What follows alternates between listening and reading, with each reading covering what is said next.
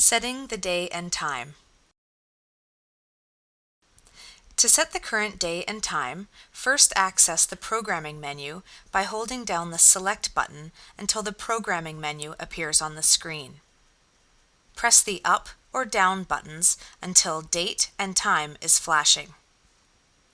Press the Select button to confirm the selection. Press the Up or Down buttons until the desired time format is flashing. Press the Select button to confirm the selection. Press the Up or Down buttons until the desired hour is displayed. Once the desired hour is displayed, press the Select button. You will notice that the minute begins to flash.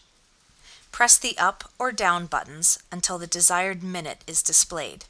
You can press and hold the Up or Down button to toggle faster. Press the Select button to confirm the selection. Press the Up or Down buttons until the desired year is displayed. Press the Select button to confirm the selection. Press the Up or Down buttons until the desired month is displayed. Press the Select button to confirm the selection. Press the Up or Down buttons until the desired day is displayed. Press the Select button to confirm the selection. You have now successfully set the day and time settings on your thermostat. To exit to the main screen, press and hold the Select button.